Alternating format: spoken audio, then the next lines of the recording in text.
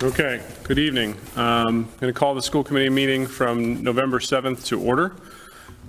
We have the four of us today. Nobody else from a school committee perspective is on Zoom, so we can just do normal related processes. So we are hereby in order. Walking through the agenda real quick, we do have members of the public here, so if anybody wants to do public comment, we'll start with that shortly. We'll then have a focus on excellence, which I believe is going to be our RISE preschool, Alana, to talk a little bit about that. We have our consent agenda, which includes multiple donations and multiple field trips, as well as minutes. And then we'll move to reports. Our Assistant Superintendent of Teaching and Learning, Assistant Superintendent of Student Services, our Superintendent, and liaisons. And we're graced with our new student representative, Alex Vincent. So we're glad to have Alex with us. We'll then move forward to our new business, which will start with a MASBO presentation, which is an award being given, and as a result of that award, a donation that we will vote, hopefully, to accept. And then we'll move on to old business, which includes the affectionately named AFNAC committee recommendation for a few fields, well, the gymnasium and Turf 2. Which Mr. Robinson will walk us through. We'll then from there move to the school improvement plan presentations, and we have all of our principals here to talk through those. We're excited to hear that. And we have a lead program review. Dr. Stice will be talking us through that, and we have some people that will be joining the Zoom a little bit later as well to talk through that, and we'll end with our October enrollment. So one of our more packed agendas, but many of these things weren't ready last time, so we had to cancel the meeting last time. So here we are. All right. With that said, let's start with anybody in the room want to make public comment about anything that is not on the agenda. And nobody's on Zoom, so seeing none, we will move on. Focus on excellence. Dr. Milichewski, you want to start? Hey, Dr. Stice is actually going to introduce Alana. Okay. Okay, so we are really excited to have our RISE preschool director, Alana Schoen, come and talk about some of the innovative and interesting workshops that they are hosting for not only for our RISE families, but for the families that are in the greater Reading community, because they all come to kindergarten. And well, most of them come to Reading kindergarten. We want them to, and we want to make sure everybody has the most that they possibly can as they step into Reading Public Schools. So we're really thrilled to have Alana here. Alana, join us over at the table over here. And yeah, Carla, thank you. You have to speak into both. All right. Hello, everyone, and thank you, Jen. Alana Schoen, I am the RISE director, and I'm very excited to present the Preschool Partners Training Program, and it's a series of virtual and in-person presentations that focus on targeted skills. And the overall purpose is we were finding several concerns in different areas throughout just the RISE preschool, as well as throughout the community, from parents and from other preschools. And so we wanted to send invitations out to all of our Reading preschools, the Burbank YMCA, Christian Cooperative, Cobblestone, Five Senses, to name a few. And the RISE teachers and all parents in Reading, and we've also presented to the CPAC. So the trainings, we're starting with 4 focus areas. So the first one is a fine motor presentation, which builds on all of those pre-academic skills, the pre-writing skills that students need, the pincer grasp, and then we have a second presentation on sensory integration, which promotes strategies for sensory seeking students or under-reactive behaviors. We have a phonological awareness presentation, which focuses on early literacy skills, and an environmental one, which supports regulation, safety, turn taking. And so after each of the presentations, there will be lending bags, and the lending bags will go out to some of the community preschools, or if a parent wants to use it, they may use it as well. And they're filled with all kinds of goodies that apply to each of the different focus areas. So our fine motor bag, for instance, and I left some up here so that you can peruse at your pleasure. But the fine motor has tweezer sorting games or Spike the Hedgehog game, crayon eggs, little golf pencils so that students with fine motor difficulties can hold the pencils a little bit smaller. The sensory bag has a wobble cushion, fidget sets, noise canceling headphones. Some of the books that we have, we tried to focus on neurodiverse authors, but one of the examples that I really liked was an example of a preschooler going to the beach. And the preschooler was all excited about going to the beach, and then when he got to the beach, he had some sensory difficulties. The sand bothered him, the noises from the beach bothered him, and it was a really nice it's a really nice story about how he can handle it and strategies that he can use. So it was a combination of those different things. And then there are a slew of games, all focusing on partnership, group plans, turn-taking activities, and so I left all of those up there for you. So the presentation dates have not yet been set. We're working on finalizing all of those dates throughout the year. And once we do, we're going to share it with all of the community. And we'll also be hosting some consultation hours so that if after a presentation, somebody needs a little bit more input or they used the bag and then it didn't work really well, they can come back and ask us about it. So it's a really wonderful program. I wish I could take full ownership on that. That was Jen's fabulous idea, but I'm really excited about it because it's so important to collaborate with the community and help with all of the families in Reading. So, thank you. Great, thank you, Alana. Thank you. Any questions from anybody? Do you have a question? I have a comment, that's okay, either way. Comments I are just like, while Alana's up here, I just want to publicly thank Alana. As you know, she stepped in the interim role to start the year and has been an amazing addition to the RISE community. And I think everyone's quickly seen the strength of her leadership and has already had a really powerful impact on the RISE community. I'd also like just to say, too, as a parent of 2 pre-K kids now, this is amazing. And I think the way that this truly builds a partnership with the families and the way that parents at home can then support their child's learning, I just think is really exciting. So I appreciate your vision for this and making it happen. Thank you. Thank you. Thank you, Alana. I'm checking to make sure that's not a school member. Okay, we're good. Chance personnel. All right, go get one. Okay. Didn't have to mute them, they left. All right, so moving on in the agenda, we will move to our consent agenda. So I move that we accept the consent agenda. Second. Seconded by Mr. Robinson, or AKA Chuck. Any discussion? No? All in favor? All opposed? And it passes 4-0. So we'll now move to reports, and we'll start with Dr. Hardy. Okay. Hi, everyone. Just one item tonight for my report. I want to just let you know that we had a very successful in-service day this past Tuesday, November 5th, and we were really excited about the work that was accomplished that day. As we do after all of our professional development, we ask staff to provide us with feedback so that we can learn about what worked for them and make changes for any other upcoming professional development opportunities. This year, we used a new tool that we recently have access to. It's called Thought Exchange, and it's an application that allows us to put together much more polished surveys. And it also has on the back end some really great AI-enhanced abilities to help us comb through, and especially when we survey the whole staff and get, 300 responses.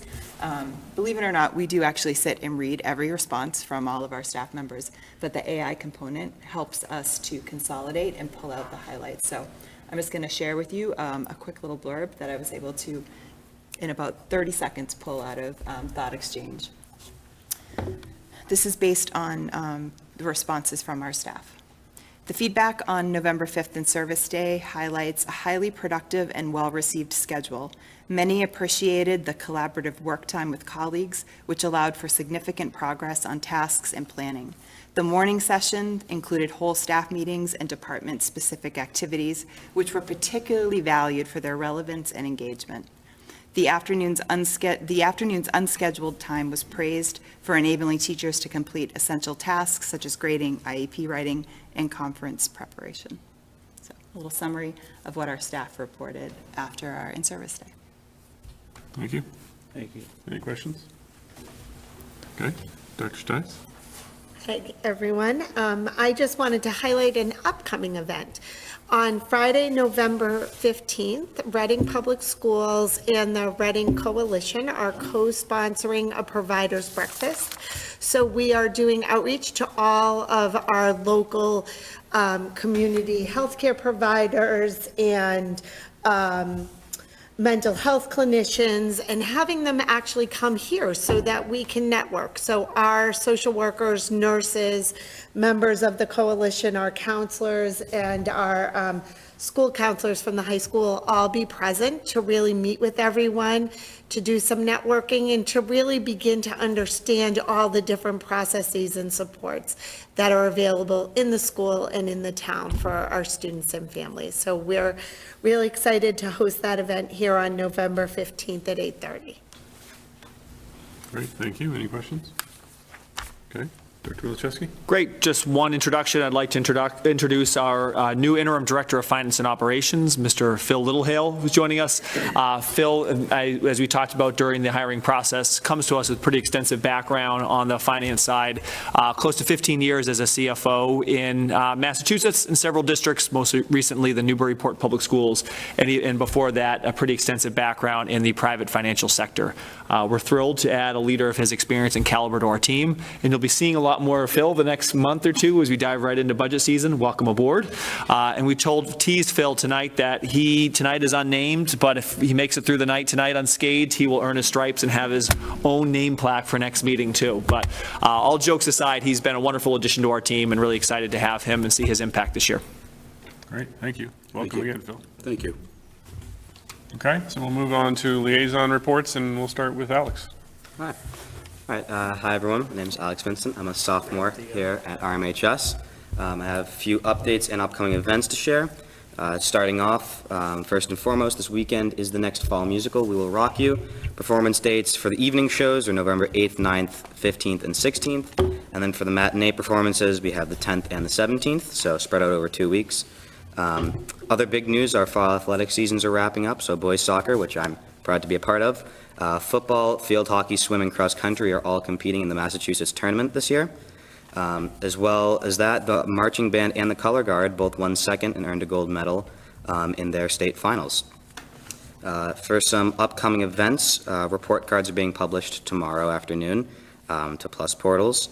And another big news, it is Spirit Week, Homecoming Spirit Week, the 22nd through the 27th.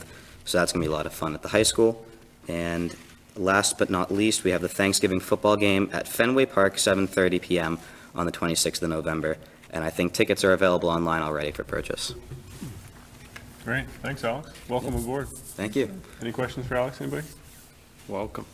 Thank you. So just so the rest of the committee knows, we already told Alex he can stay or he can go. We'd love him to stay, but we understand if he has to go. I'll be here. Right? So let's, Carla. Great, thank you.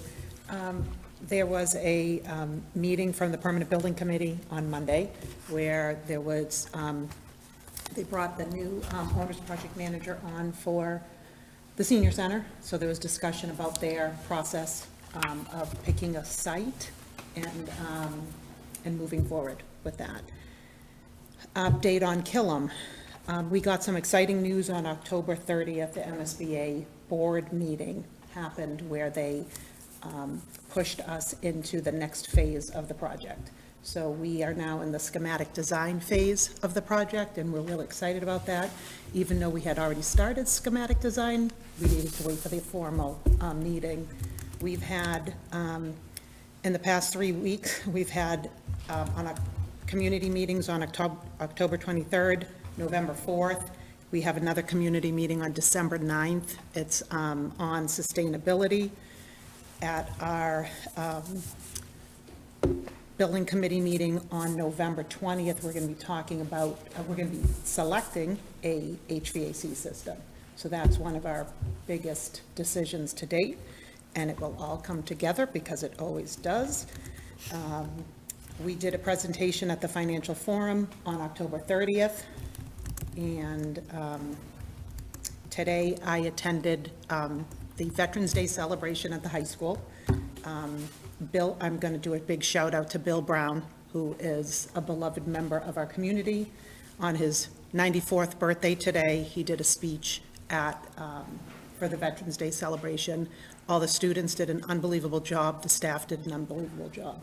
So thank you to our service for our principal, our assistant principal, and various teachers and staff in our district as well. Great. Thank you, Carla. Thank you. Any questions for Carla? Okay, Sean? No report. Sean? So the Charter Review Committee met on October 23rd, and we were reviewing feedback from legal counsel on, I won't go into, it's not really school related, but it's mostly RMLD stuff and some of the removing committee members stuff. So that keeps going on. So. Okay, keep on keeping on. Okay, on my side, the October 15th Right to Read film viewing, I think went really well. I want to thank the staff that was able to join us as well as part of that conversation. We had people from multiple towns come. We had one person come up from Wilmington asking, how do I get my kids in your schools? So type conversation, which was interesting as well. The feedback from the panelists was really good, and Millie walking out was like, you have an ally now, we need to do this work. So that was great to see as well. So that went well. We've had one policy subcommittee meeting since we last met, where we reviewed some of the A policies that are pretty meaty in adjustment. Need to get some more legal feedback on those and incorporate that feedback appropriately. And we have a lot more work to do there. And she already talked about Financial Forum, so I think that's it. Okay? Oh, no, it's not. Children's Cabinet. We had the first Children's Cabinet meeting last night as well, which we brought in some new members to that from the town that were able to get involved. I was excited to see Jenna and Liv from the town join us.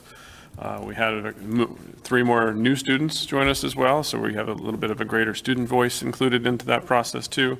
And we, brought everybody up to speed and then broke into our groups to start working on, next actions. So there was a group working through the relational aggression next actions and a group working through resources next action. And the resources next action in particular is going to be focusing on bringing together kind of a children's closet of sorts to help students in our district that have clothing shortage related issues. So a lot of the, hierarchy of needs related stuff is part of this process. So, how do we make sure that our students have what they need so that when they get to school, they can actually focus on learning. So there's that. It was great to have all the communication and team members that were there. So, okay. And Dr. Phyllis Stites. Flagel will be speaking next week on Thursday around relational aggression. So anybody is welcome to join us on Zoom. There's a lot of flyers out. We'd love to have people come. She's been here before and was very, very well received. We also have copies of her books in all of our schools. If people are interested, I'm sure we can loan some out as well. Thank you for that addition. Okay. All right, so moving on, we'll move on to the MASBO presentation donation, and I believe we have some members here to present for us. Yeah, I can introduce Sam. So for those who don't know, Sam Rippon, past president of MASBO and also the current business manager in the Peabody Public Schools. So Sam's here tonight to present the award. Thank you. Okay. Thank you very much for having me here. Again, my name is Sam Rippon. I'm the immediate past president of the Massachusetts Association for School Business Officials, known as MASBO. As part of that role, last year was my president's year, 2023-2024, and as part of being president at the end of the year, I get the pleasure of awarding what's entitled the MASBO President's Award. There was a letter that was given to the superintendent from Margaret Raymond Driscoll, who is at the joint conference that MASC could not attend tonight, but I wanted to read that letter ever so briefly, then give a couple of words about why I selected Rob, and then want to turn it over to Rob to give some words about why Reading. So the letter states this: "It is great pleasure to share that this year's President's Award, one of the most prestigious awards presented by the Massachusetts Association of School Business Officials, MASBO, has been conferred on Robert F. O'Donnell, Director of School Finance at the Massachusetts Department of Elementary and Secondary Education. As the Reading Public Schools have had great personal impact on Rob's life, he has selected your district as this year's recipient of the $1,500 contribution by the award sponsor, Boston Business Technologies. We are grateful for you being Reading, and the superintendent, your dedication to the students of Reading, and look forward to the continued joy and success that students experience in your school family." Again, what I looked towards when conferring the award, and Rob was an unusual candidate in that normally these awards go to school business officials in a school district. Rob isn't. Okay. That being said, what really struck me was two things. One, I felt that Rob has tremendous humility, and he would be the last person, as he was, to think that he would be getting this award when I announced it at a MASBO bi-monthly meeting. The other is people who should get this award, I believe, are ones who make a direct impact to the profession in a positive way.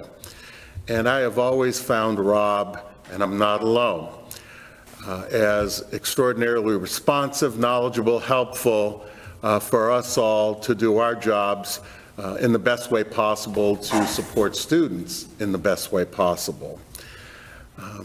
I look to the reaction to see how well who I picked was received, and people stood up and cheered.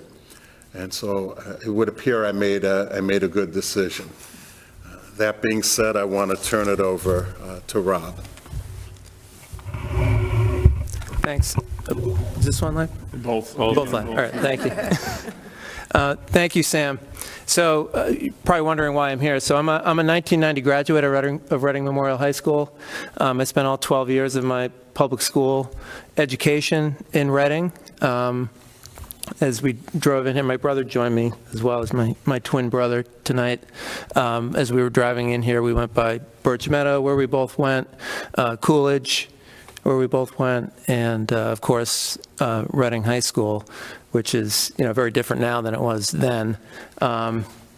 So when I received the award and got this opportunity to select a district to receive the money, I didn't spend too much time thinking about it because, I quickly thought back to my own school experience and how much time I spent here and how much, in particular, attending school here at Reading High School meant to me, in particular participating on the track team for 4 years while I was here, and how much that experience meant to me in my own formation as a young person and as an adult.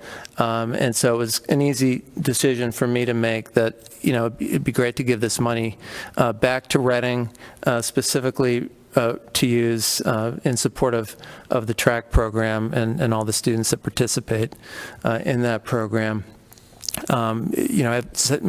Speak for myself, I think my brother would agree.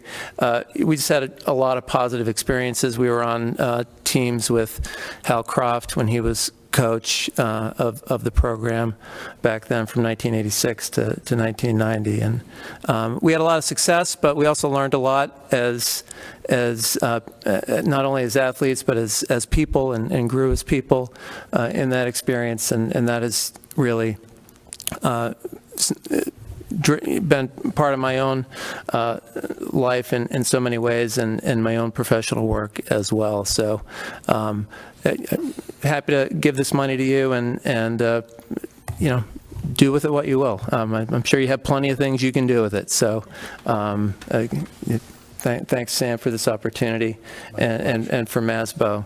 And look forward to many years ahead, continuing to work in this role, which is given a lot to me. And I'm glad to know that my work has been appreciated so much by people in the field. So thank you. Thank you.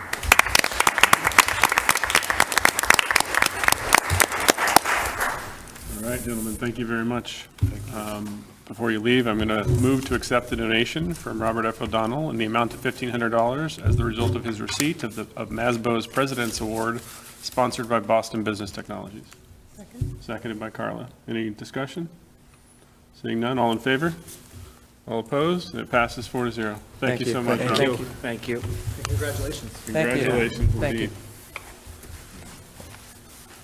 Okay, so moving on to, and it's appropriate that he mentioned Hal Croft, because the last time we did a facilities naming conversation, it was for Hal Croft Track outside.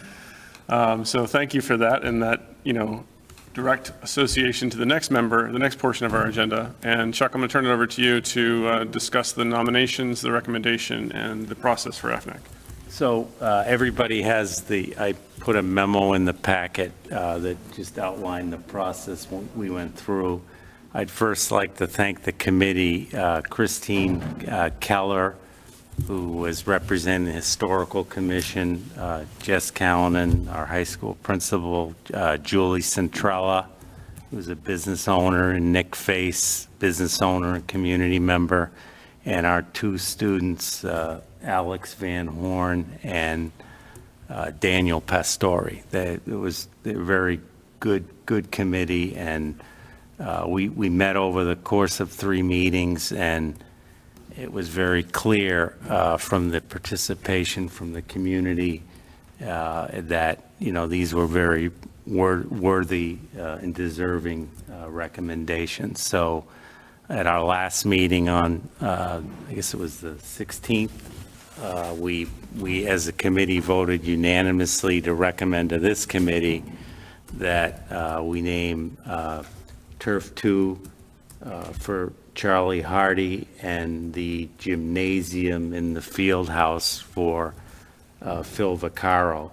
I'd also like to thank the main proponents of each for the Vaccaro recommendation, Mr. Mascarello and Joe Finnegan presented on that behalf, and then for the Hardy, Kevin Mulvey, and all the people, thoughtful and respectful people that came with them for the presentations.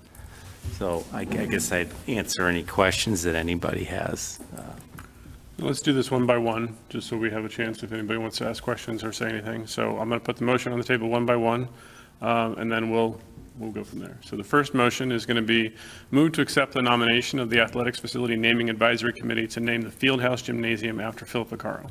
Second. Seconded by Sean. Now, any discussion or any points of anything anyone wants to raise? Anybody want to say anything out there? Okay. All in favor? All opposed? It passes 4-0. So I'm going to give an applause here in a second, but I want to move to the next one too. So move to accept the nomination of the Athletics Facility Naming Advisory Committee to name Turf 2 after Charlie Hardy. Second. Seconded by Carla. Any discussion on that? Okay. Any discussion out in the audience? Okay. All in favor? And that passes 4-0. Before we applause, because we do need to applause, I just want to thank Chuck and the committee for their time and effort in doing this. I want to thank the sponsors as well for bringing it forward. And, I can't even count how many emails and petitions and whatnot we received as a result as well. Probably well over 150. Oh, yeah. I think in total amongst the two of them. So you all did a great job in advocating. You all did a great job of presenting the gentlemen that they were and why they're deserving of this award. And I just want to thank you for that as well. And Chuck, thanks for shepherding the process. Thank you. With that said, congratulations. And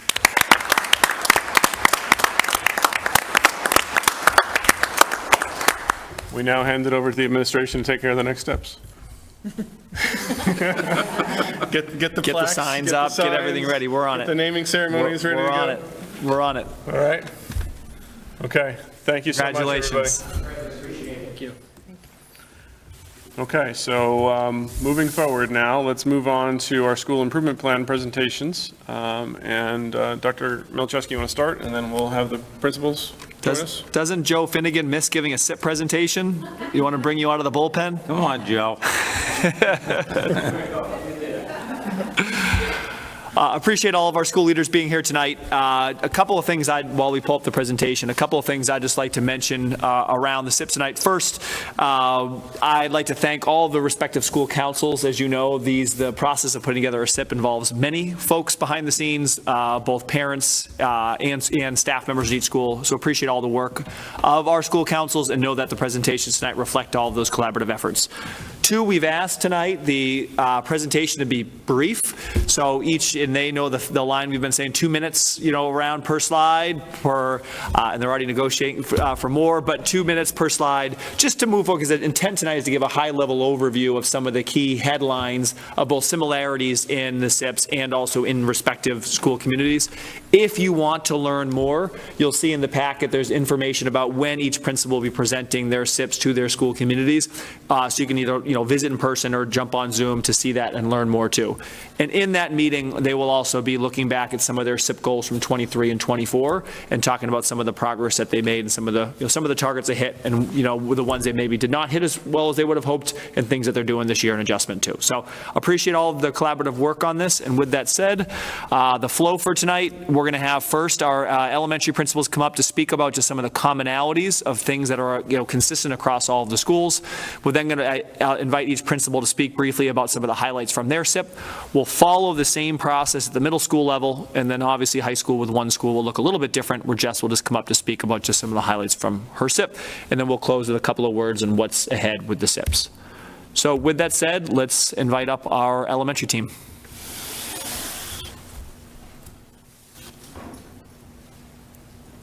Come on over here. Over here and here. All right. So technically, it can't see you either way, so you guys can use both if you want to. They'll hear you either way. They can't see you either way, so They hear go me when I ahead. stand up. I think I'm Yep. close enough to them. Whatever There works you for go. you, please. Okay, as you begin to look through our elementary school improvement plans, you'll see that there are some common threads.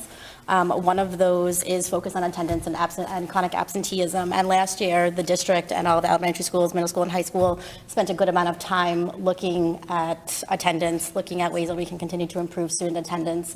And we made some really good improvements and gains in our overall attendance rates.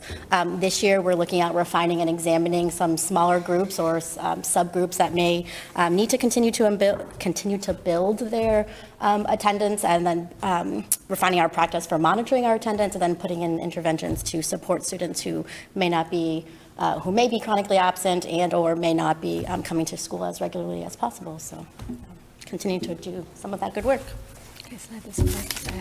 Thank you. So another area that we are going to be working on this year that is really being built off of what we've been doing is to make sure that we have data-informed practices using all of our different forms of data analysis with students, different kinds of our ERLA tool that comes from ARC, which is more formative that we're doing regularly, and then more of our scheduled assessments that we do, our DIBBLs, which is what our literacy specialists do that help direct our Tier 2 instruction, iReady, AMC, those are our math assessments, and we're using that data to meet with our teams regularly to drive our instruction, to say what are we doing well, what do we need to do better, and then also drilling down really on specific students as well. So this regular opportunities to meet with our staff is really going to move us forward, and we're also trying to build in more protocols and being really systematic with how we're doing that, so the teachers all have a voice in helping our students move along. So building off of what Alyssa just said, we're looking at really enhancing our Tier 2 practices. So we feel like our core instruction for Tier 1 is solid. How can we push for small group interventions? How can we make sure we're providing teachers with professional development and the materials and skills that they need to provide differentiated instruction, both in the classroom, but also supporting our tutors and support staff in other ways this year as well. And stemming off of that, as Lindsay and Alicia shared, being in years 3, 4 of our curriculum implementation with ARC and IM, we're in a good place to really go deeper in our Tier 1 instructional practices. So a lot of our work this year is really thinking about how we can best leverage our coaches from the ARC, as well as our own internal illustrative math, and what we can do as principals to support our teams in deepening our instruction.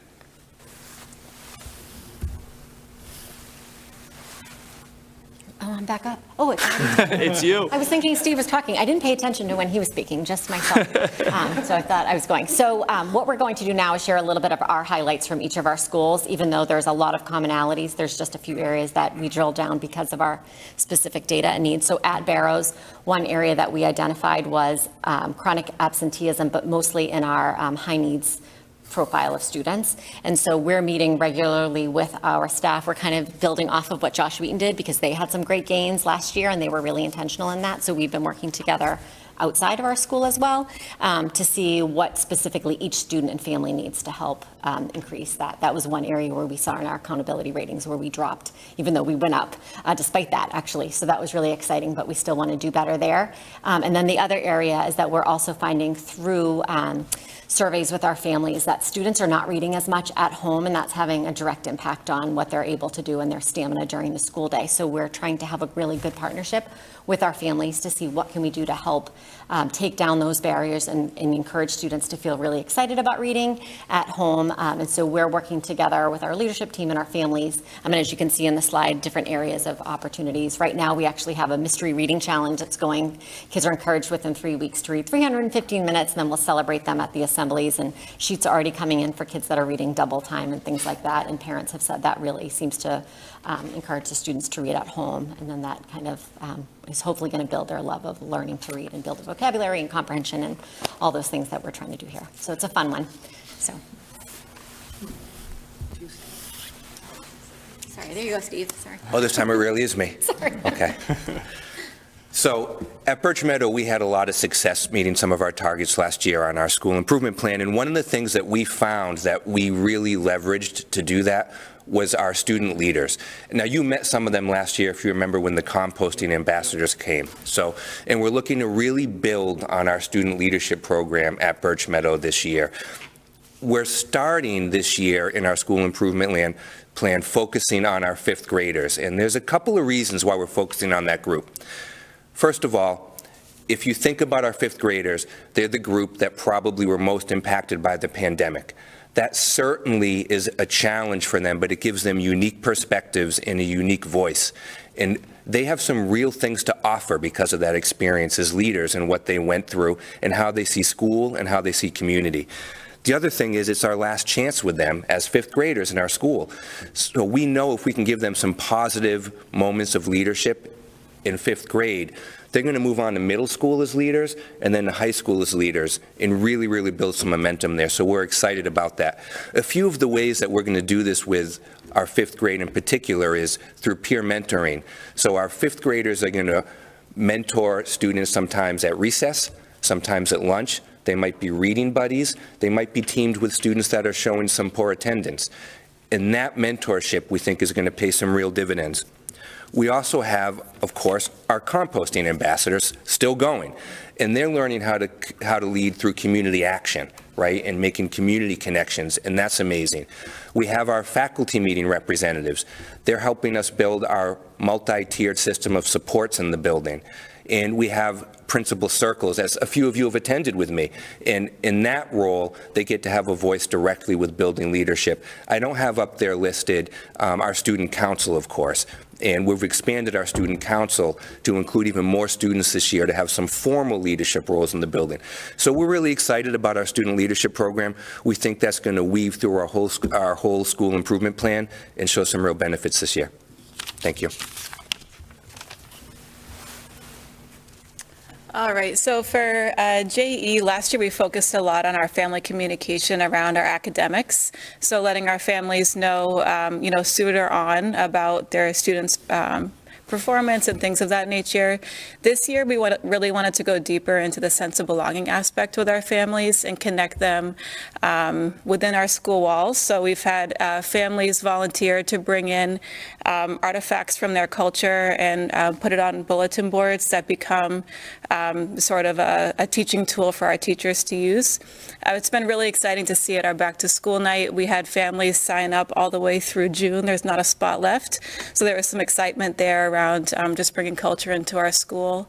We're also looking to really educate our community around neurodiversities. So our building leadership team and our school council have talked through different ways within our assemblies that we can really talk through helping our students learn about how they learn best.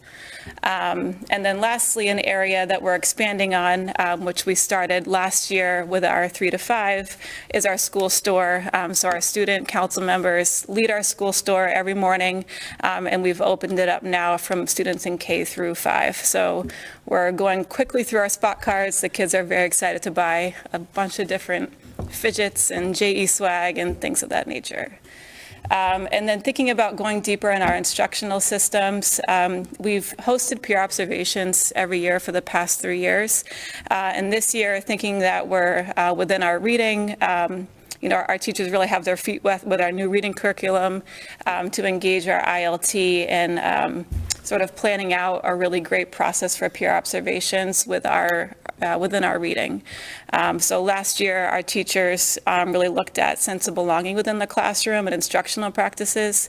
And this year, we're looking forward to bringing it into the reading component at the leadership of the ILT.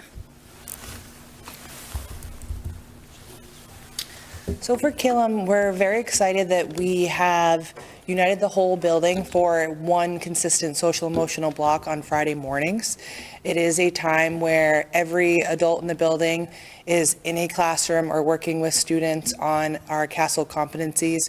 So we're really trying to promote students to be more self-aware, build relationships with each other, do some more peer conflict. There's a whole element of speaking and listening standards that are involved in this.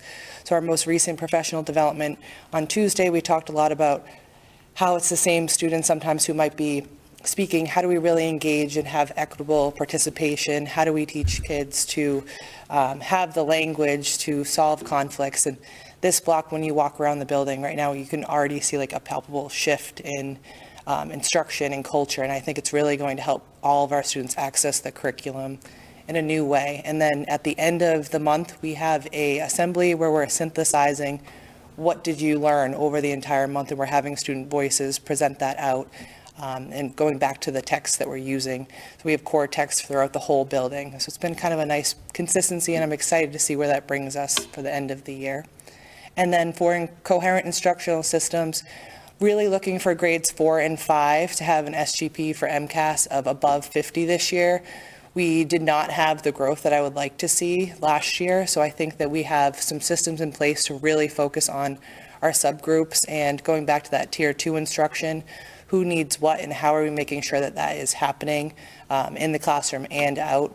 And part of that is really being intentional about the data team meetings. So on Fridays when we meet with each grade level team, what data are we analyzing? What have staff members need to bring? What do they need moving forward so that they can best plan and meet the needs of all of our students to make that happen? Great. So do we mind holding questions? One more. Sorry, Nicole. I'm sorry. Don't worry. One more. So like you've heard some of my colleagues share, a sense of belonging, something that all of the schools are kind of working towards, and Wood End is not unique in that endeavor. But what we are unique in is that this year we are housing the SEAM Collaborative Deaf and Hard of Hearing program. And while we've worked really hard to create an inclusive environment for our students and our families and our staff, this just gives us another opportunity to do that. And there are 2 classrooms currently in our building. There's an upper elementary school classroom and a lower elementary school classroom. The goal of the program is essentially to get students back into their home schools. So this is sort of a segue to get there. We currently have a sign language interpreter at all of our school-wide events, which has just been sort of eye-opening, I think, for a lot of our students. And I think a lot of our adult staff members as well, too. Not only how quickly she can sign, but how amazing it is that the kids can kind of follow along. Eventually, we're going to start offering some sign language courses to the community, so that should be coming in the upcoming months. And what we're really working for in terms of inclusive environment is having those students who are enrolled in the program really be included into our school. So we started at the beginning of October having the upper elementary school students joining all of our, or as many as possible, specialists where acoustics and things like that are where they're able to access. Our lower elementary school students are also now starting to be included in that way as well. And then the SEAM staff are starting to come to some of our building-based professional development opportunities where their schedule aligns, because they do have a bit of a different schedule, and the early release days are on Wednesdays, and ours are on Fridays, and just trying to incorporate them into all of our events. And they joined our staff picture today, which felt really exciting to have them, join into our community that way. In terms of instructional systems, last year we piloted a math intervention program that was run by our assistant principal. Being our smaller school, we were able to kind of utilize her skills that way. This year we're kind of building upon that in terms of really collaborating with the math coaches on how to build out our Tier 1 differentiated instruction, really looking at building monitoring tools to monitor student math progress, and then to reevaluate our intervention model, and then looking at peer observations around math practices. So a lot of good work happening at Wood End. Yeah, we'll hold questions. Thank you. Do you want to go questions, or do you want to go to the next level? Does anybody want to have that? I do have one, probably, hopefully quick one. So Nicole, you talked generally about attendance, and then Alyssa, you talked about it specifically in the Barrows context. Nicole, when I heard you talk about it, it was like multiple groups of students that we're concerned about from an attendance perspective, and then Alyssa, you honed in on a high needs group. Are we seeing the same sort of trend across the 5 schools? Is it primarily the high needs group that we're concerned about? Are there other groups that are also a focus for us? Like, what are you all seeing? I mean, I can speak for Wood End, and I can speak specifically about certain groups. Like, we're definitely looking at our Boston resident students, making sure that they're attending as regularly as all of our other students. One of the things that we're also looking at Wood End is sort of minimizing unnecessary absences, or sort of the absences that are sort of not sick related, those kinds of things that can kind of tally up, because we know every single day that a student is absent is time lost on learning. So I think for us, in terms of subgroups, it's looking at our Boston resident students, it is looking at our high needs population as well, but it's also looking at making sure that families are sort of on board on minimizing the number of absences that students have for things that are extracurricular. Sure. So. I can add to a little bit of it. I think that for Barrows, we were able to, based on the DESE data, see that that's the population. But the practices that we're going to put in place when we're really looking specifically at some of our the families and the supports they need, hopefully will hit everyone that's that. But I think it goes to, vacations and things like that, what people are prioritizing when children come to school. If they're sick, we know they need to stay home. But so it's having those conversations and building awareness for the whole school community, but then really drilling down to specific families. We're seeing at Barrows, it's falling in that profile. Great. That makes sense, yeah. Thank you. Thank you. Great. All right, well, there may be questions at the end, so we'll see. So, but at this point, we'll invite up our middle school principals too, to be able to share a little bit about starting with commonalities.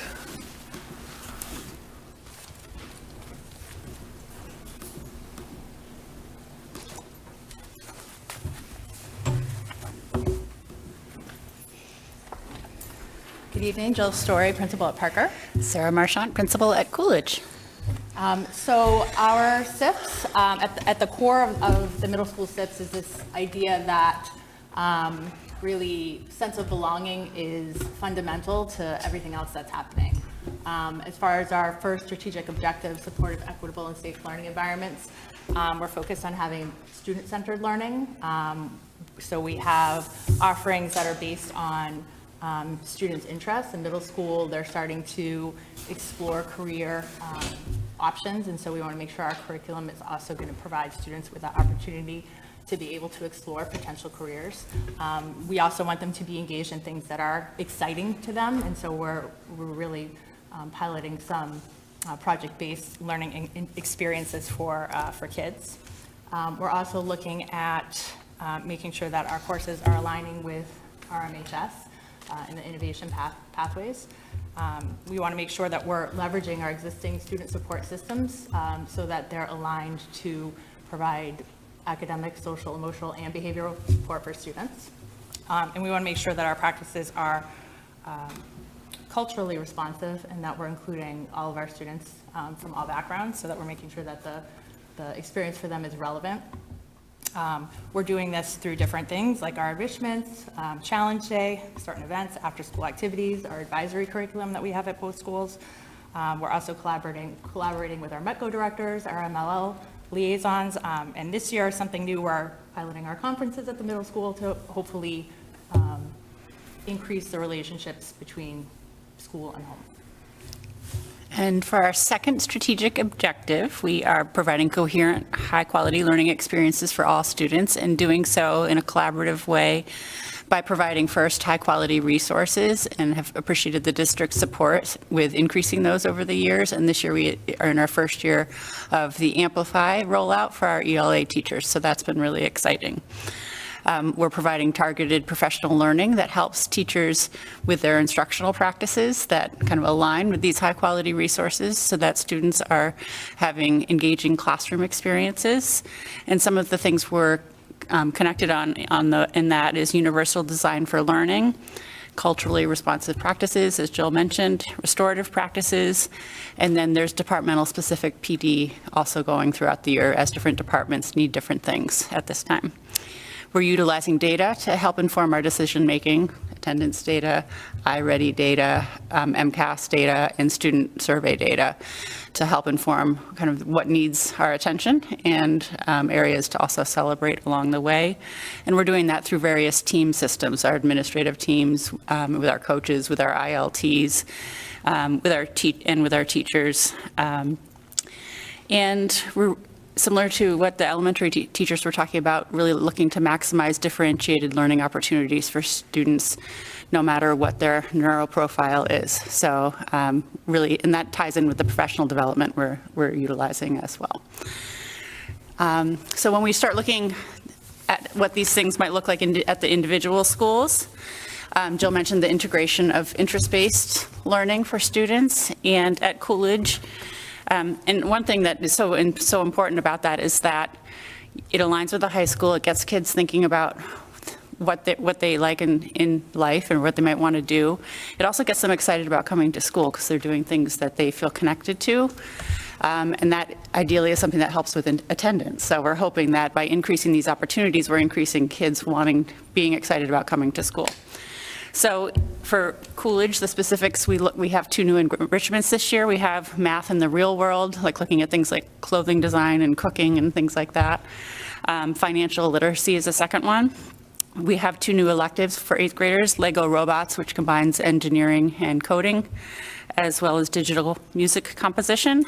And we have a team time block where we have 7th and 8th graders working on what we call a passion project. So they get to develop something that's in their area of interest and create something based on that. Not just a research project, but actually creating something. And we also have, in that time frame, a community service where our students are going down to Birch Meadow and working with students at Birch Meadow. So that's been really special. Also related to sense of belonging, I just want to give a shout out. I mean, I love our advisory program. I think that's critical, and we're building team leaders for our 8th graders in that program. And I just want to mention Unified Bocce middle school level was the first middle school team we have had here in Reading for a unified sport. So, and they just wrapped up their first season with the Jamboree on the 31st. Quickly getting into a couple other things, we are scaffolding more supports for students to target some of our areas of need as identified in our data. And at Coolidge, that's in our team time where we have math intervention. And we're also utilizing our on-team teachers to do more of a literacy intervention block, as well as the intervention for students who are struggling with absenteeism. We have an additional 8th grade math enrichment now that we didn't have before. We had it in the other levels.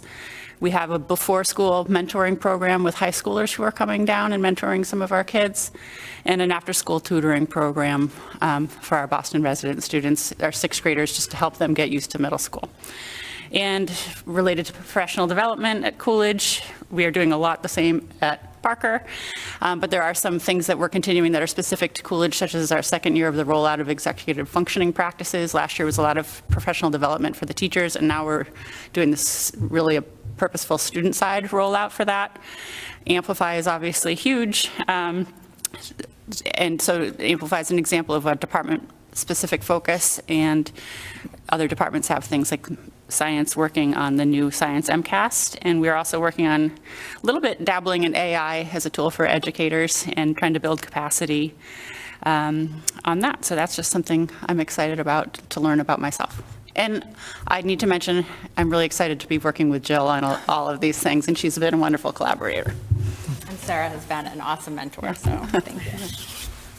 For Parker, so in terms of some of the reasons, the rationale behind the changes, something when I started last year that was a concern of teachers was that there were bits of behavior issues with students. I think coming out of COVID, kids were like learning how to behave in school, but also there was just an inability for some students to really persevere through class and have the stamina to actually be in class and have their interests maintained. And so we're looking at a couple of different things, how to engage students in their learning, but also how to support staff with tools to manage classroom behaviors, but also create consistency with school-wide behaviors. So that is framing sort of a lot of our curriculum and our PD work. So as I already mentioned, we have our Pathways exploratory offerings that we have in 8th grade. All grades have this project block class, which was referred to as team time before. At Parker, we're now calling it Project Block because it lends itself to be so many different things, but that's where we are offering these Pathways exploratory courses in 8th grade. So students rotate through a different one each quarter, potentially. Civic action, clean energy, engineering, and public health. That block actually also gives us an opportunity for students to work with their math and ELA teachers in a small group environment and or have tier 2 intervention support with our math and ELA interventions.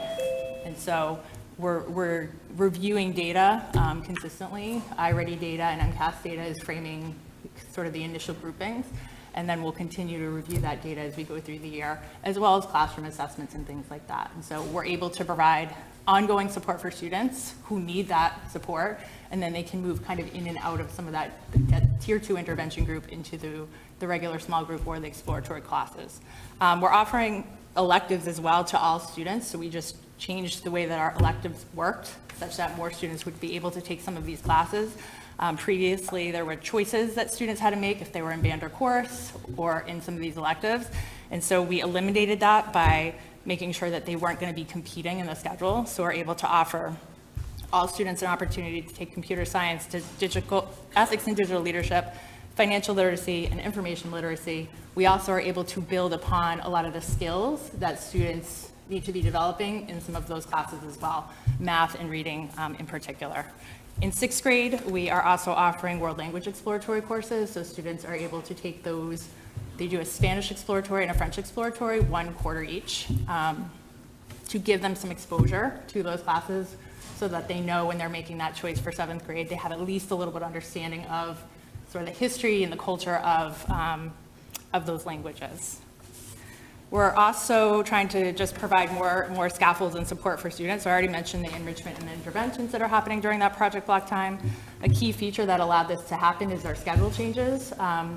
So we also have longer instructional time that we're offering for all of the classes. So we condensed the homeroom time a little bit. We're offering an advisory block for a longer period of time once a week, but we're able to add 4 minutes to each class every single day. And I think that's made a difference as well in terms of what teachers are able to do, especially when it comes to that activator do now and then the exit ticket at the end of class. And then our professional development is also very much aligned with Coolidge in terms of our department PD, but as far as some of our building-based PD, Parker is in year 2 of working with DESE's SEB Academy, which is Social Emotional Behavioral Academy.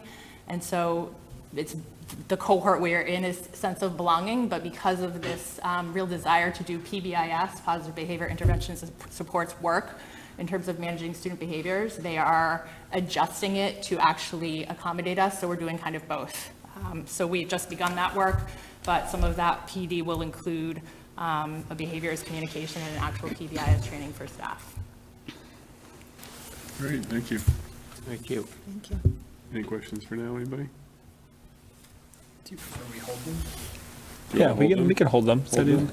Okay. For our last RMHS.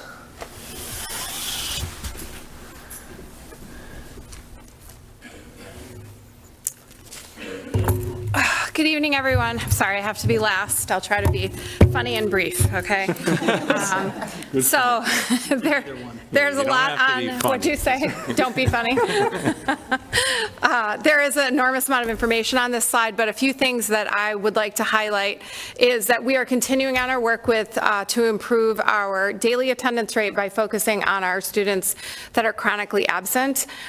We did make progress last year trying to get to 95% daily attendance, or 97%, I'm sorry, daily attendance rate, and we improved significantly from the previous year to last year, and we're going to continue with that work, sorry.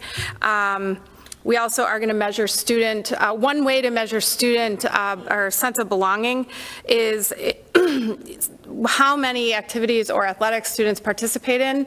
Our freshmen are new to the school this year, and so our goal is that at least 75% of our freshmen are participating or trying a new club, sport, or activity throughout the course of the school year. That's something that will be measured in a survey that we're doing in the middle of the year and then again at the end of the year, as well as working with the Children's Cabinet to run some affinity groups for different students within the school, which I'm really excited about, and I've been working with Barbara Best to make that happen.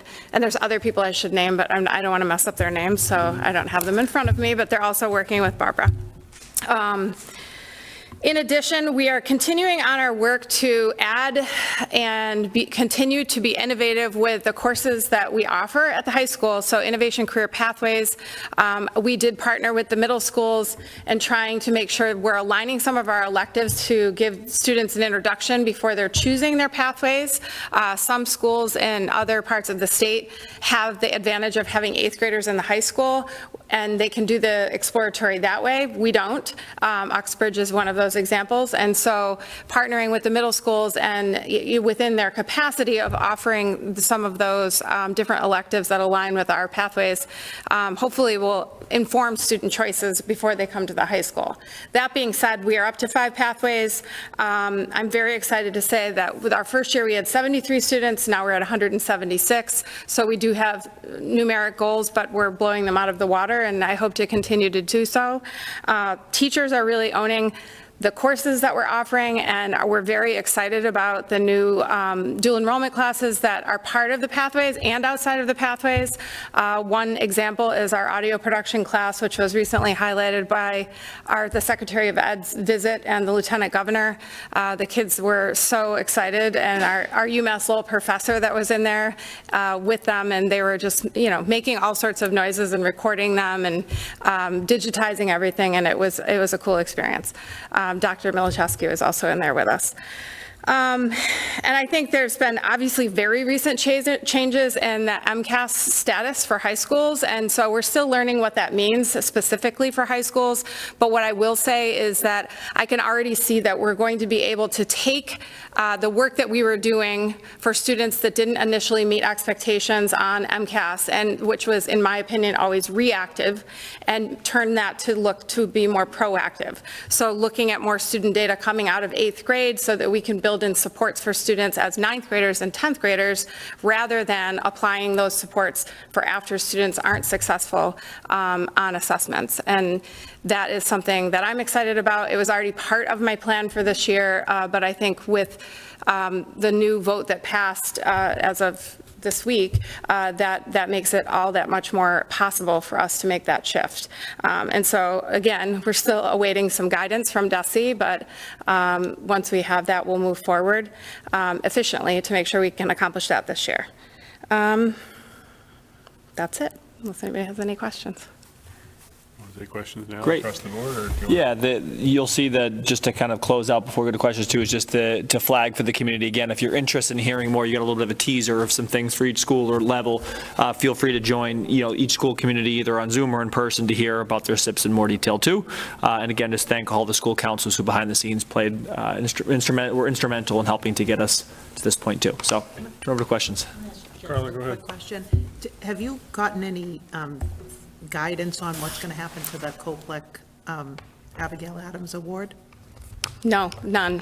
We received one update yesterday from DESE about, we're currently offering, or we're giving the retake of MCAS this week and next week for English and math for transfer students, for students that didn't initially pass. And the guidance was basically have those students take do the retake. We'll give you more information by December 5th when the law is taking effect, and then, to be continued. We do have the list of Abigail Adams scholars for this school year. The assessments will still happen, so I think that that's still something that could continue, but we don't have clarity on it yet from the state. Thank you. Yep. Okay, any other questions? No. Sean, go ahead. I think this was for Mrs. Marchand. You were talking about like experimenting with AI in instruction. I don't know exactly where you're experimenting with it, but my question is, are you engaging students in that? Because very quick anecdote. I was on a FaceTime with my brother the other day, and I was complaining about something I needed to do for work, like after I got off the call with him, and one of my least favorite things I have to do for work, and my niece, my 12-year-old niece, overheard us saying it and goes, well, why don't you just use ChatGPT for that? And it was incredibly obvious once she said it, and it was perfect, and it probably is going to save me 5 hours of misery every month for the rest of my life, which is fantastic. But I just, kids are so far ahead, in many cases, so far ahead of us on this. I think you could probably point them at a problem or a challenge and set them loose on, what do you guys think? How would you, use AI to solve this? Well, I think ultimately it will change the way teachers teach, but I think what I was sensing over the last year is there's so much anxiety about the tool on the student side and having access to it and cheating with it that I didn't think we were there. I thought kind of almost like a backwards design in order to get to the place where we're ready to help students use the tool in a way that's productive and integrated with the learning. I felt like the teachers needed to feel the power of the tool for their own work. So we're really starting phase one, introduce it with the teachers, let them actually get excited about it, realize how it can help their work in their classrooms, doing the things that maybe they don't like. And then now how do we translate that to the student-facing side? So we're really kind of on the phase one of ultimately getting to the students. So not yet, but I'm excited about it, yeah. Thanks. I'll just add to that, Sean. I think, unfortunately, you weren't able to make the summer conference that we had, the offsite, and a lot of focus on AI was there. And in fact, there's probably some takeaways there that I haven't actioned yet, right? Jen's like, yeah, Tom, here you go. One of the questions in that topic was whether or not we should start looking at some sort of AI policy-related stuff across the district, right? And whether there's a need to do kind of a collaborative committee of sorts between teachers, administration, parents, the committee themselves, and say, what should this look like? Yeah. There are other districts that are looking at this more punitively. I think we came out of that as it's more of an opportunity than a problem, and how do we frame the opportunity the right way? was kind of one of the big takeaways from the summer, the August meetings. So it sounds like there's some movement happening there about how to make the opportunity a reality as well. So, okay. Caitlin, I'd love to hear more. I know you might talk about it at your own SIP presentation for school, but is there a preview you can give to us in terms of successes or lack of success of the ability grouping that you did last year? And one of the others, I forget, was it Alyssa?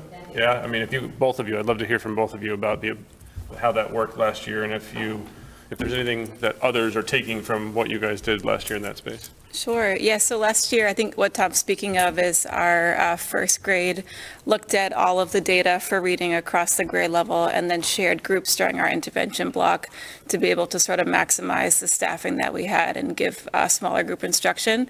What's exciting about that is now this year we're expanding to other grade levels. Other teachers are seeing kind of the power of that and wanting to kind of rethink how they're doing their intervention block.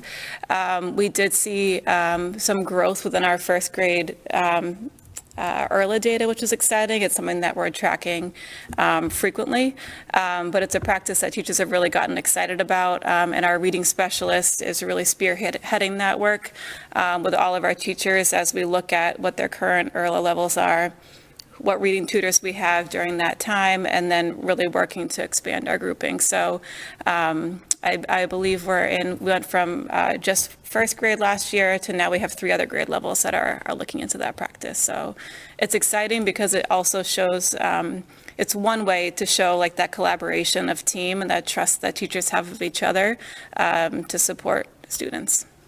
Great. If you want to share.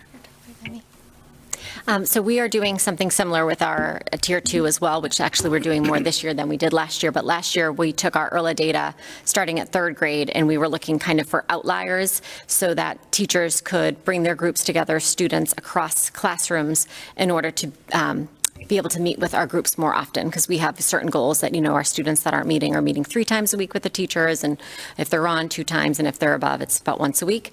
And so this was making it really challenging for some of the teachers if they had multiple groups, and we were able to bring them together. But what we're finding this year, because we look at this data every single month with our teachers, is that as we are going through with ARC, the students are kind of more leveling up together, and so we're having less of a spread, so we're not necessarily needing to do it as much, and as we get them kind of together and move them up higher, we have fewer groups already, which is really exciting as we get more comfortable with teaching ARC too. But every month we look at that and say, do we need to restructure how we're working with our students across classrooms, which is great. Okay, great. Any other questions? No? Okay. Thank you. So thank you all for the presentations. I'll make a very quick motion and then we'll move forward. I move that the school committee accept the school improvement plans for all 8 schools of Reading Public Schools. Second. Seconded by Chuck. Any further discussion? Okay, all in favor? All opposed? And it passes 4-0. Thank you so much, Thank you. everybody. We appreciate it. And now we move to the lead report.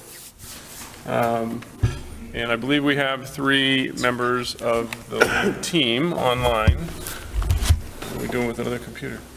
Which I can pull up the report and look along as it. Okay. I'm like, oh no.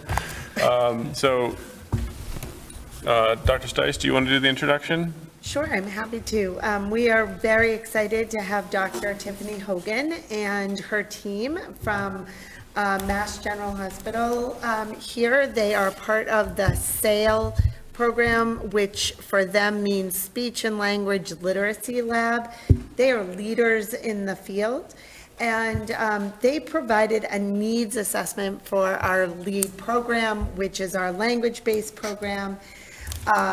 And we are really happy to have their invaluable insights, and we're really grateful for their expertise. And what you're going to hear tonight is really 3 kind of buckets. They're going to explain the difference. What is a needs assessment? And that's different than a program review, which we have done. historically. They're going to talk about some of the things that are really working in our program and some of the buckets that are going to point us in the right direction to bring us forward in what we're doing. We definitely are looking forward to having opportunities to meet and discuss all of these findings with our families, the CPAC, and the school communities, which we have done. And we are just super grateful. Renee Lamaro is here, our special education literacy coach, who without her, we wouldn't have been able to have all of the observations and records review that were conducted as part of this needs assessment. And also Allison Wright, our Director of Special Education, who couldn't be here tonight, but she helped pull everything together as well. So we are really excited to have the team here to talk about this and really want to work transparently and together to continue to bring our program forward. So thank you all, and welcome to Tiffany and her team. Thank you so much for having us. I think Tim's going to be sharing his screen to share the slides. Yes, is it okay if I request sharing? Sharing granted. Perfect, thanks.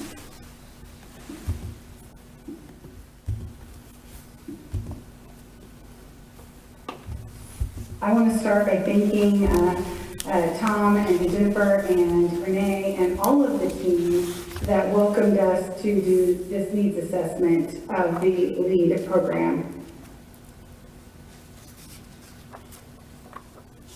I am Tiffany Hogan. I'm a professor in the Department of Communications and Sciences and Disorders and a research associate at Harvard Medical School. And we completed this needs assessment as a team with Norma Hancock, who is a postdoctoral research fellow, and Trish Kelly-Mazzaro, who's the assistant professor in the Department of Communication Disorders, and Tim DeLuca, who is now at the University of Massachusetts Amherst.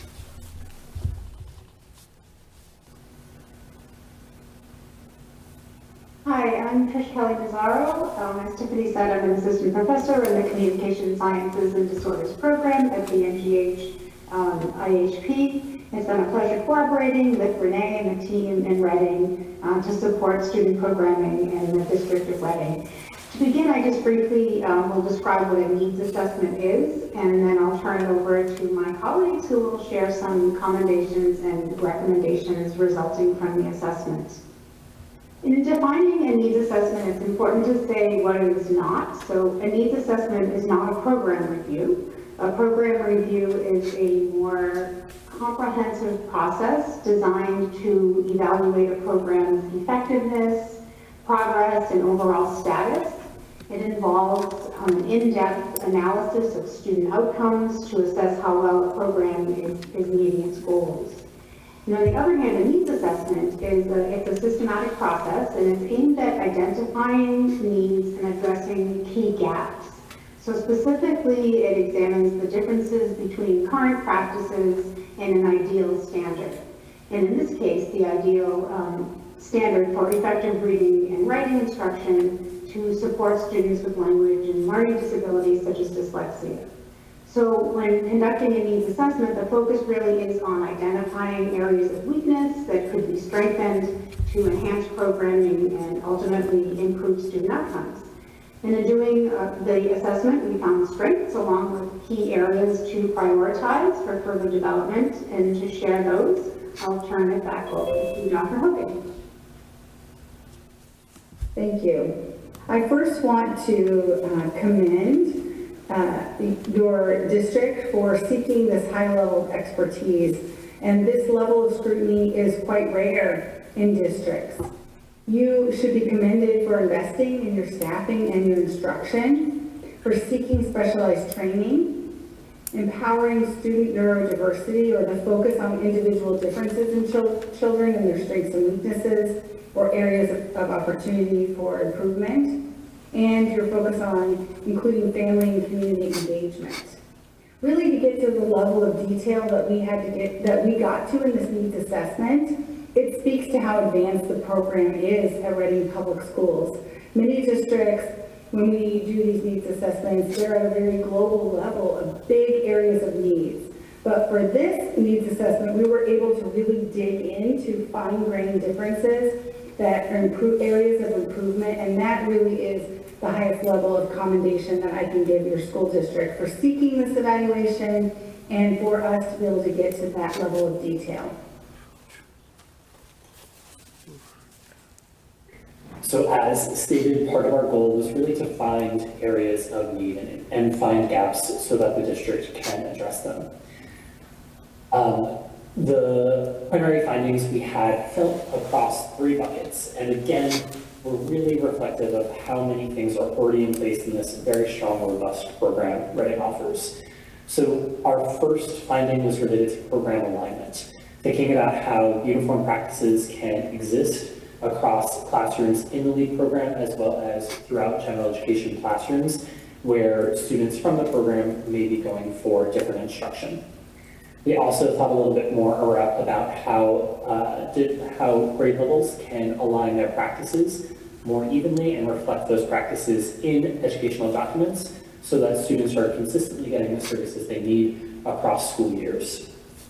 The second bucket we thought a little bit about is program staff and the training. Reading has invested a tremendous amount of money and time and effort in providing strong evidence-based training to a number of staff members. Something that is a universal challenge across all school settings, whether it be public or private, is finding the time to make sure all these types of trainings can occur in a timely fashion so that the people in the classroom are directly able to address the needs of students. I know Reading is continuously thinking through how they can best put all the pieces together in that puzzle and make sure all staff are trained to best address the needs of students within this program. The final idea was related to program qualification and instruction. So being even more explicit around the qualification of how students might enter or exit this program, what explicit instruction looks like not only within small classrooms that house this program, but also in those general education classrooms where students from the program may be getting instruction. The district is already doing a wonderful job in thinking not only how they're supporting written language, but also how they are supporting oral language and executive function, as well as empowering students with neurodiversity. There are different practices occurring across different grade levels and schools, and so one of the findings was making sure that is carried out in many different settings so that students are continuously supported in those ways. We just want to reiterate what a wonderful job Reading is doing in so many ways and give a huge thank you to Renee Lamaro. As was stated, she provided a great amount of information for this and facilitated a lot of opportunities for us to engage with different members of the Reading community. So a huge thank you to Renee.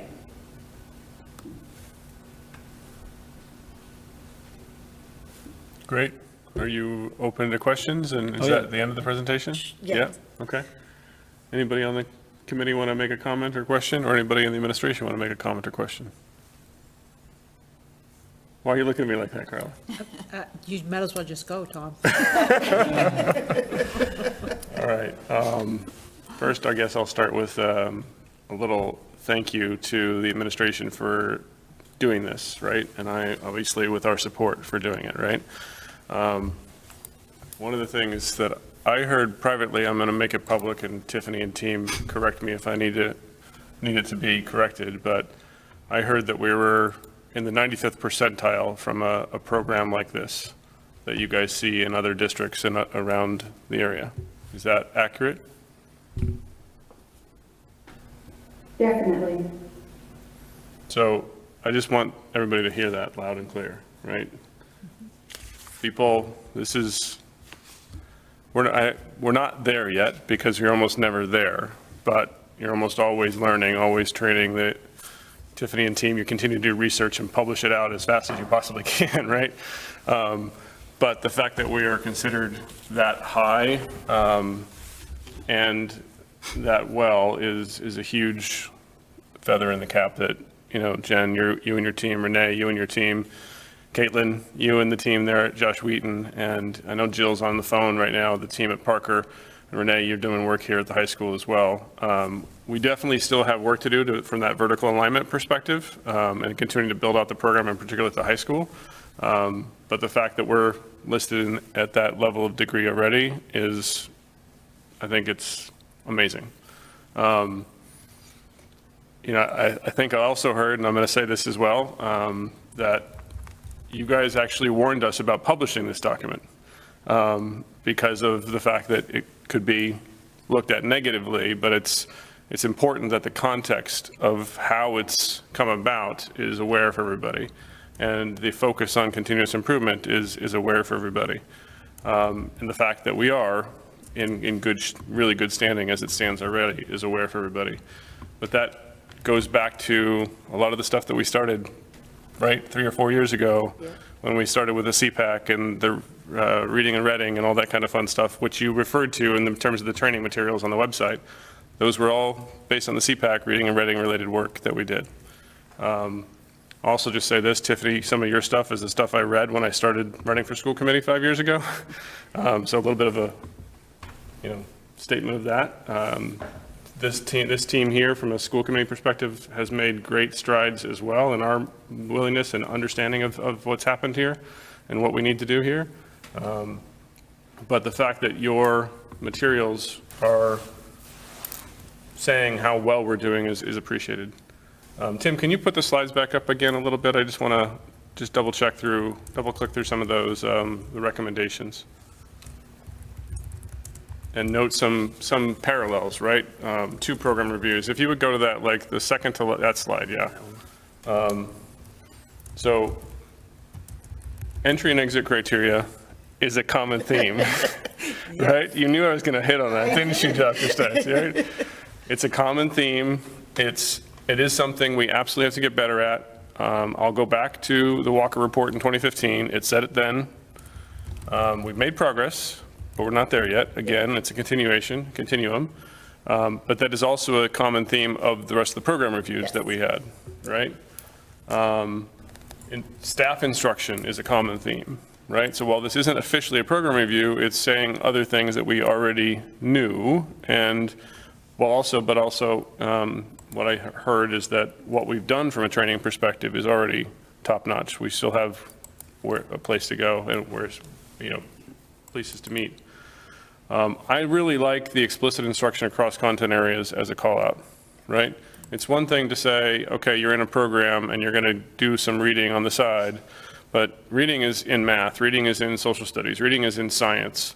And how do we support in classroom those students and those teachers to make sure the instruction is explicit for the students in the LEAD program?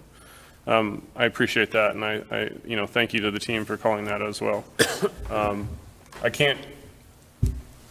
I was looking to see, because Sarah promised me she'd send me a bunch of questions. She unfortunately is traveling. I'm sure the questions are caught in flight as she's out there, but I think when she watches back and she sees what's happening here and has a chance to really go through it, she would be really happy with what this is coming out with as well.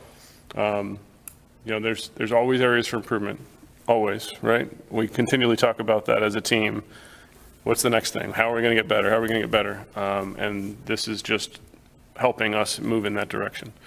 Renee, you probably don't get enough as well. Thanks for the work that you do. I hear from teams, I hear from parents, I hear from others how you just help crystallize and bring clarity to some of the needs, and that your ability to engage at the team meetings and others has been very much appreciated. So I just want to call that out publicly as well. So thank you.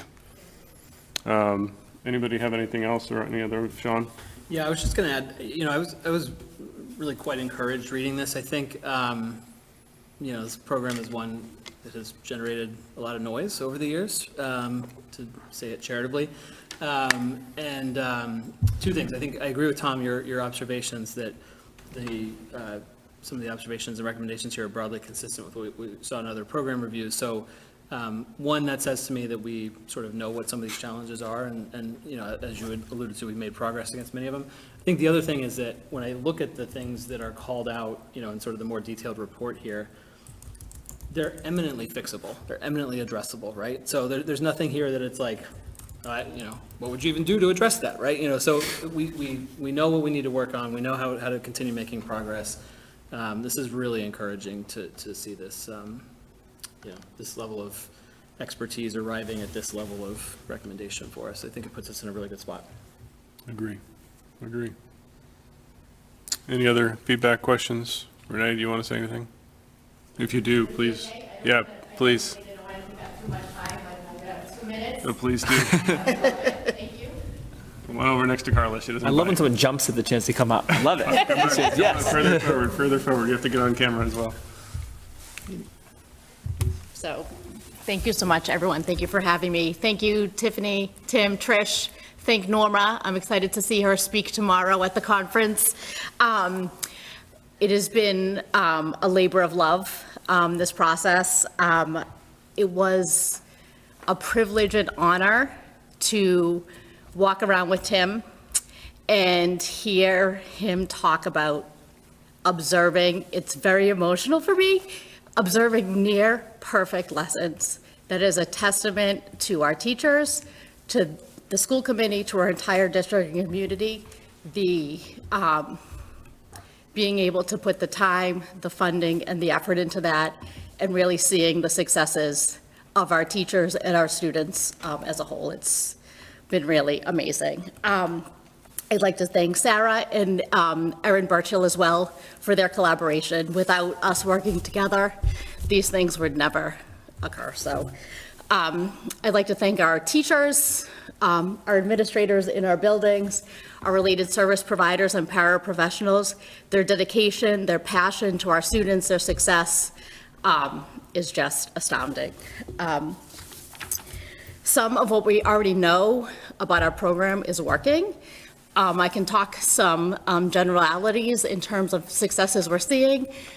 We had students just move on from 8th grade to the high school. They were in the elementary and middle school programs. They went to the high school. They no longer needed structured reading services. Like, those successes in closing those gaps and developing those skills has been amazing.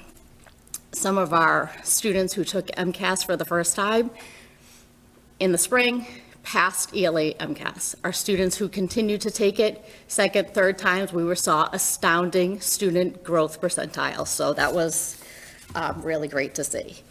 We've already started some of the work that's been outlined in the reports. One of those had addressed workload for teachers. We know we're asking a lot of our lead staff in terms of, a lot of the things that Tricia, Tim, and Tiffany spoke about. Data collection, progress monitoring, making sure that we're carrying over and generalizing those specific and explicit instructional practices from those small group classes into the general education classes to make sure that content and that text is accessible to the students and that they're able to demonstrate their knowledge. So as part of that work, we hired a third full-time special education teacher at Joshua Eden for the lead program. Another piece that we also have begun addressing prior to this as well was on one of the slides that Tim spoke about, was really expanding that empowerment of neurodiversity, and we've expanded our lead advisory from the middle school level into the elementary school level. It's been super successful. Again, I get teary when I talk about this. We've had students, they are so cute. Every time I see them, do we have advisory? I wish that we had this class every day. I love talking about this. I love meeting about it. We had a family recount over the summer that their child was at a family barbecue talking to his cousins about that he has dyslexia. It's nothing to be ashamed of. This is what that means. It just warms your heart. So that has been a true success, and we'll continue to grow those practices as well. And we're hoping to bring that to the high school, but make sure that it's not impacting their core curriculum. We recognize we have some needs. We're super grateful to have this feedback. LEAD as a program, as you had mentioned, has really grown leaps and bounds over the years with the work that's been continuing, and we'll continue to make sure that our work focuses on student success, and responds to the current research as that continues to be rolled out. In the upcoming weeks, we'll be meeting with staff and families and the seed pack with the results of the report, as we've done with the other program reviews, and our goal is to continue to work together and be transparent as possible to support our students, staff, and families. Thank you, Renee. Thank you. Thank you. Just want to build on that. I mean, I was just thinking back a little bit, to Sean's point, this and to your point, right? There were dark times in this program back in 2015, 2014, and it's turned around to be a shining star, right? And the investment of the overall team from the beginning to the end has been admirable. I mean, we should even call out the parents that were going through that dark time, that still, many of them kept their kids here, and we worked through some of those challenges time over time, and now, there's been some of this positive stuff. So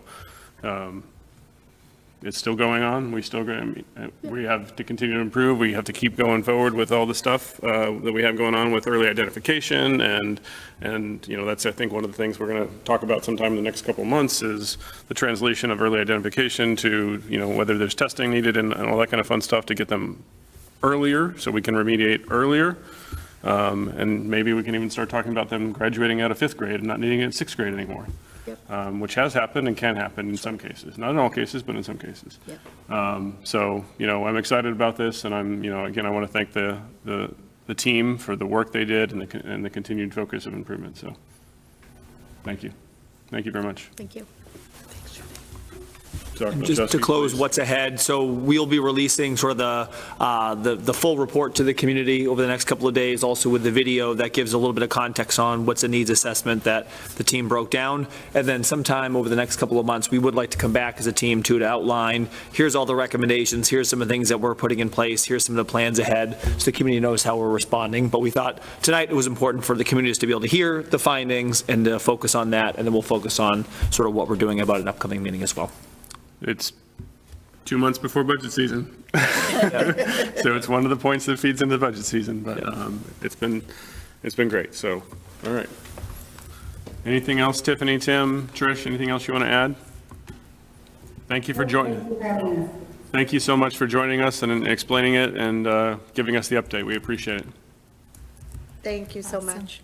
Thank you. Thank you. Thank you. Okay, so moving on to the last item in our agenda, the enrollment update. Dr. Milczewski, do you want to start? Or? Yeah, this should be pretty brief in terms of my words on this too. So you should find the enrollment update, which was submitted back on October 1st to DESE in your packet. So feel free to pull that up.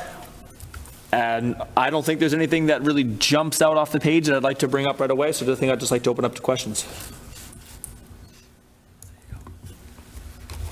Sean? I know, so the kindergarten enrollment has been low has been lower than we expected from the beginning, and we were working, I know the team was working really hard to run down every student and find out where they're going and what they're doing and why they haven't enrolled and that sort of thing. So, we landed not as far off as maybe we looked like we were going to be 6 months ago, but still quite a bit low. What do we find in those conversations with families? Is there any trends or themes there we should be concerned about? One I'll speak to, which I don't know, and I know, Sarah, if you feel free, if you anything from families. I don't think we found anything. I think it would just feel like there was kids that we somehow was off from the census that we feel like was sort of the biggest piece for us. But something else that we have noticed is that there are families who have mentioned the tuition fee as well. So we don't know, while we've been able to drop the fee now in, the 1K range, still wondering if there's kids that are sort of waiting or families that are waiting until next year when we go full two. We don't have any data, but that has been brought up in conversations. But other than that, for us, it seems like, families who are on our list have either moved out of the district and are no longer there. So it's just students who hadn't kind of materialized in the way that we thought they would. When you say waiting, you mean keeping them back a year? Back a year. And I will, actually brings up another theme. A lot of families that we've heard from or I've talked to that have said that, they held their own kids back because they just think they're not ready. And I think I've heard that more than I had. Even last year, I feel like I heard that more than I would have 3, 4, 5, 6 years ago. And I don't know if that's a result of COVID babies. So that's dramatically different than cost. Yes. For sure. Carla, go ahead. What is the trend looking like of kids not going to high school but going to private school? I know it's, down, 22 kids a year, but do you know what that trend kind of has, how is it trending, that number? Great question, because I know when I had started, it was between 12 to 15% attrition, and I don't have the number for this year. I apologize. I can get that. Yeah, we should have that as part of That's the a good- yeah, standard- that's a the good- standard update, right? That's the year over year. Year. What were they in 8th grade, what are they in 9th grade? Yep, the attrition. You know, it's interesting to me that overall net, we're only 10 students off the overall enrollment projection. But you have a couple of years that are significantly short, and that's the 9th grade class and the kindergarten class. Well, we're 10 high overall. It's not even. That's what I mean, yeah. We're 10 high, yeah. So we catch up with everything else. Go ahead, Joe. Just as a question, just to that point, if we start calling that out in our presentation, can we, are we allowed to maybe, I don't know what else to call, like an exit interview from why? Ask the family why, because I'd like to know. They're doing it. Why they're doing it. It's a great, it's a great, we actually just started this, it was about 3 weeks ago, where now we gave a survey to everyone who has left in the last year, asking if they'd be comfortable sharing sort of, you know, why they left and some more insights on their decision, you know, any feedback for us to grow. And we're starting to look at that, and it's, I think it's particularly important. I'm wondering about that 8th to 9th grade year too, is what's happening there? Is there something programmatically we need to be shifting to, you know, keep some of those kids in district? So we'll see, but I think the trends will be really interesting. If someone's going to Phillips Andover, Why? But we can't necessarily offer all the things you get from that. Well, my answer is going to be why. I think it's all here. Yeah. I think better athletics, I think better arts programs, I think, So- but I hear you. No, I agree. There's different, yes, I agree. There's a different alumni. I agree, network I with agree. that, But that's okay. I'm just teasing you. But I mean, I think there's two general areas where we see adjustments, right? It's the 5th grade Yeah. to 6th grade area, and it's the 8th grade to 9th grade area. And again, we need to see it from prior year versus that, and Sean is quickly scrolling back to last year's Looking at last year's. numbers to compare them, but, you know, I think that's generally what we use. I would say historically, we lose about 10 to 15 from 5th to 6th grade, and we lose about 25 to 30 from 8th to 9th grade. That's our general trend over time. And so it'd be interesting to see how that has been playing out, especially now that we have innovation pathways at the high school and that our middle schools are on the up and up as well. So it'll be interesting to watch that trend over time. We'll get that data. And Sean, just a flag, as you look at the data too, we also have had changes in our METCO enrollment, changes in school choice enrollment, so it's not easy. It's not as easy as saying sort of how, it's going to take a little more of analysis to figure out who's left and things like that versus it's not clean cut, if you get what I'm saying. Yeah, big picture though. The 8th grade enrollment this time last year was 299, so it's in range for the attrition year over year. 22. Yeah. So the projected was the last year, okay, so that's, okay. Yeah, but again, there's puts and takes during the year, right? We have students that left, students that came in during the year, we have, you know, changes in METCO and school choice, so. Yep. But, you know, directionally, it's not Yep. out of whack with So what we might we're- expect from attrition perspective. Right, we're flat year over year from a Boston resident enrollment at 100. We are up in multilinguals by 14 students.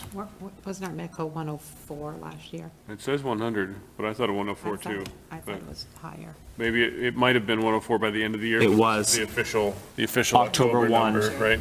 This is October to October, so we might still get other students through the year, right? It's Correct. possible. Correct. So, but as it stands right now, it's 100 to 100 from October to October. Special education is up 10. That's interesting. And school choice is up 25. That's nice. Okay. Thank you for the feedback, though, on getting maybe some more detailed analysis in the next meeting of just the attrition rates in those years, too, over time. I think it's really interesting. The numbers have always hovered somewhere around 20. Yeah, And I think it's it's really- probably going to be more unique Yeah. reasons than some reason because they weren't getting something. It used to be that they weren't going to be able to Yeah. get something here. I don't know that that's the argument anymore. Right. Okay. Okay. Anything else from anybody else? I'll entertain a final motion. Motion to adjourn. Second? Seconded by Carla. All in favor? All opposed?